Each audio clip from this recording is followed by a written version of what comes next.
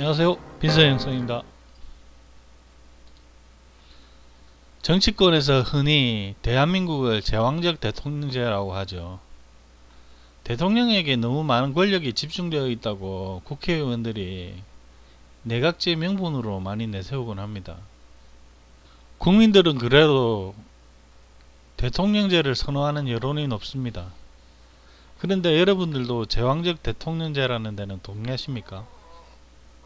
많은 이재명 지지자분들이 이재명 탄압의 배후에 문재인이 있다고 여기시는 분이 많습니다.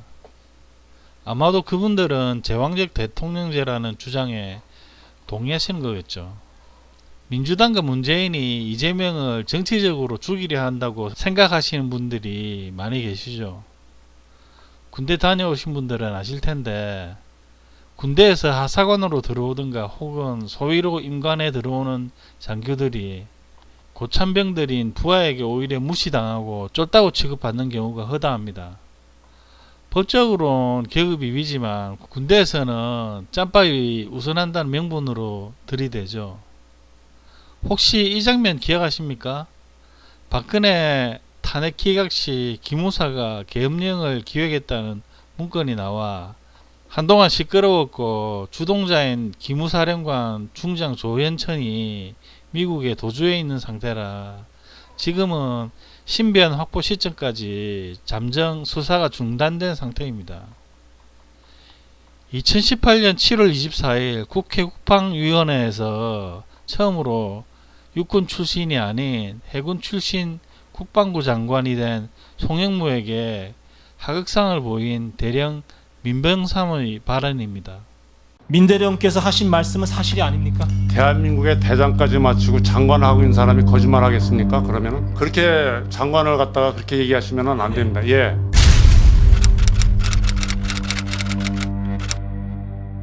저는 현재 36년째 군복을 입고 있는 군인입니다. 군인으로서 명예를 걸고 한 인간으로서 양심을 걸고 기무사령부와 관련된 장관님 말씀이기 때문에 명확하게 기억을 합니다.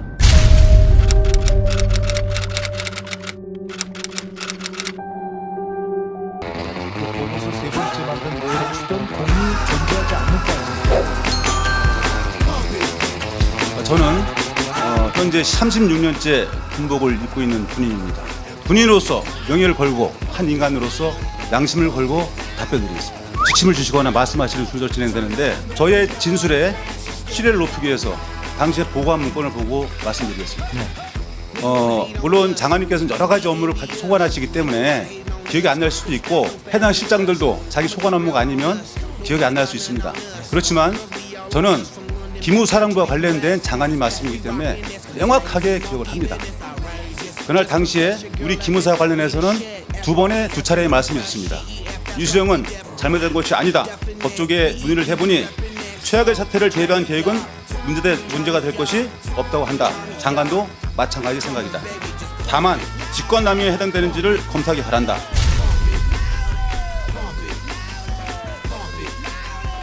완벽한 거짓말입니다.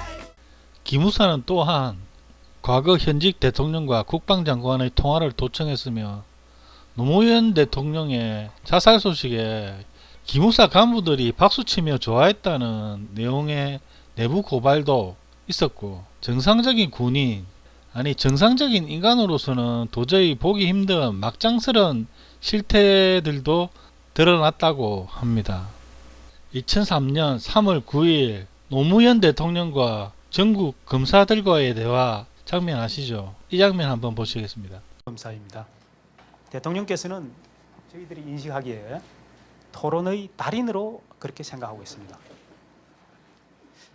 하지만 저희들은 토론과는 익숙지 않은 그야말로 아마추어들입니다. 그래서 대통령께서 검사들을 토론을 통하여 제압하시겠다면은 이 토론은 좀 무의미하지 않겠나. 보나마나 대통령님의 승리이십니다. 따라서 대통령께서 검사들을 좀 제압하려고 하시지 마시고 좀 어렵게 마련된 자리니만큼 좀 검사들의 의견을 좀 많이 들어주십시오.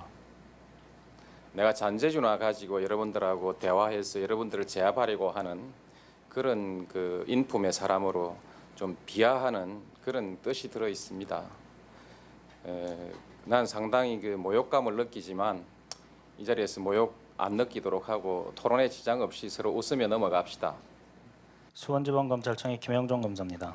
대통령께서는 대통령에 취임하시기 전에 부산 동부지청장에게 청탁 전화를 하신 적이 있습니다.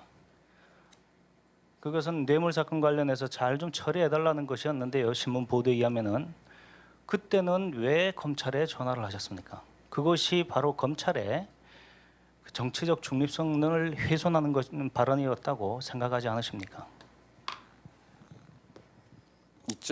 이쯤 가면 막 하자는 거죠? 청탁 전화 아니었습니다. 서울지검의 이정문 검사입니다. 워낙 일관된 신념과 소신을 가지고 계신 분이기 때문에 약속을 지키시리라고 저는 생각을 합니다만은, 그러나 이것은 대통령 혼자만의 그런 결의만 가지고 되는 것이 아닙니다. 최근에 형님에 대한 어떤 해프닝 이런 것을 포함해서 주위에서 또 생길 수가 있습니다.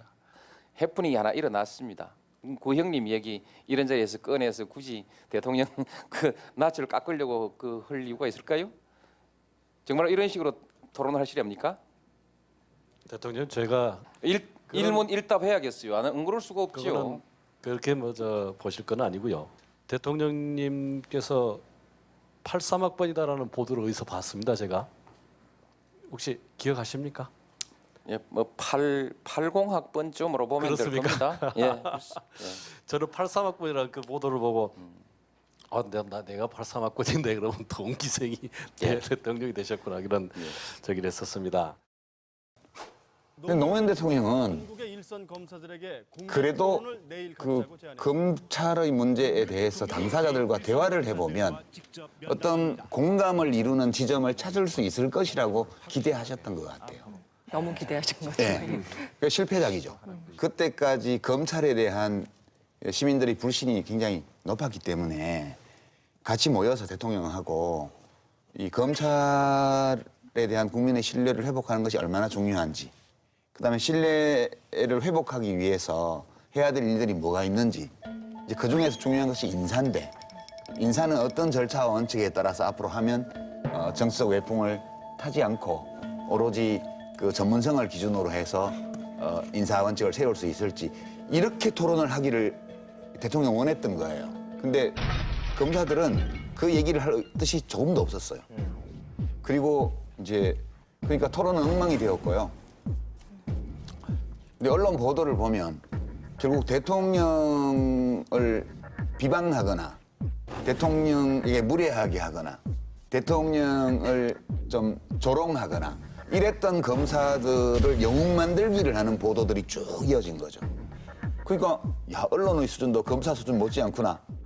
이렇게까지 했는데 솔직히 뭐 괘씸하지? 처벌할 거야? 어떻게 할래? 인사권 쓸래? 이거를 자꾸 건드리는 식의 언사들을 계속 쓰고 있는 거예요. 학번 얘기까지 하면서 대놓고 조롱하는 거죠. 전형적으로 언론과 검사라고 하는 조직들이 가지고 있는 카르텔적 속성, 그다음에 그 대통령을 얼마나 듣보잡 대통령이라고 보고 있는지, 민주적이라고 자처하지만 실제로 자기 권력도 쓸까 안 쓸까를 조롱하면서 시험하는 그런 식의 우스운 대통령이라고 하는 시각 자체가 이 검사와 언론 사이에 동일하게 공유되고 있는 모습들이 그대로 드러났다라고 좀 봐요. 이거 보면은 거의 집단 따돌림 느낌까지 들거든요. 근데 이제 언론에서는 피해본 학생을 어떻게 반응했다고 그거를 지금 얘기하고 있는 거 아니겠습니까? 물론 검찰 중에는 윤석열, 최동호 검사와 같은 훌륭한 검사들도 있습니다만 이것이 대한민국 검찰과 군인들의 현주소입니다. 정치검찰, 정치군인들이 존재하고 있는 실정입니다. 재판을 거래하는 정치판사도 있죠. 문통이 임명한 문무일 검찰총장이 검경 수사권 조정 문제를 가지고 반기를 들고 있는 형편이고요. 대한민국이 정말 제왕적 대통령제인가요? 대통령을 완전 개족수로 알고 있는데 무슨 제왕적 대통령입니까? 진보 정권의 대통령에게는 해당되지 않는 것 아닐까요?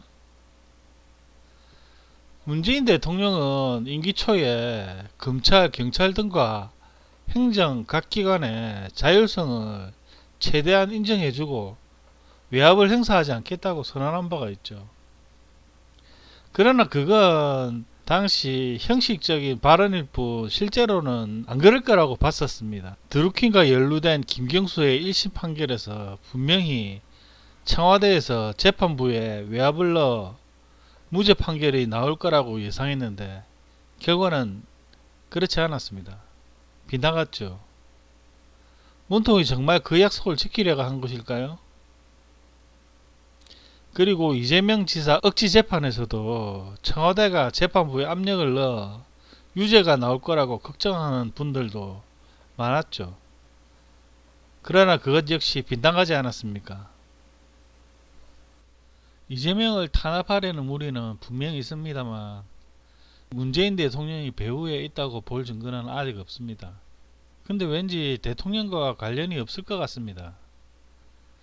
정권이 바뀌었다고 하지만 대통령과 청와대 인사 그리고 각 부처 장관들 정도만 바뀌었지 나머지는 박근혜 정부의 모든 것을 이어받았습니다. 왠지 대통령의 의지가 각 기관의 구석구석까지 반영되는 것 같지 않습니다. 그러나 이재명 도지사에 대한 탄압에 문재인이 없다고 해도 똥파리를 중심으로 하는 내부 총질을 빤히 보고 계시면서 그것을 중재할 생각을 왜 안 하시는지 문재인 대통령이 임기 초에 분명 이재명과 하나라고 표명하셨는데 대한민국을 시원하게 준 핵사이다.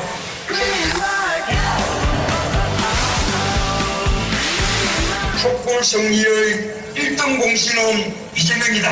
맞습니까? 이재명이 꿈꾸는 대한민국, 이제 저 문재인의 꿈입니다. 우리 이재명 시장이 대한민국을 이끄는 지도자가 되고 더 큰 꿈을 펼칠 수 있도록 제가 먼저 길을 열고 또 제가 힘껏 돕겠습니다, 여러분. 이쯤에서 문재인과 민주당 지지자에게 내부 총질 그만두라고 메시지를 한 번쯤은 남겨주실 법도 한데 말입니다.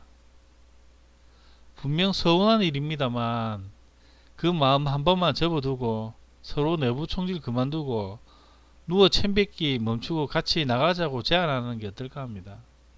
드루킹 관련 김경수를 유죄라 주장하고 구속하라고 계속 외친다면 똥파리들도 그대로 이재명에게 돌려주려고 할 것입니다.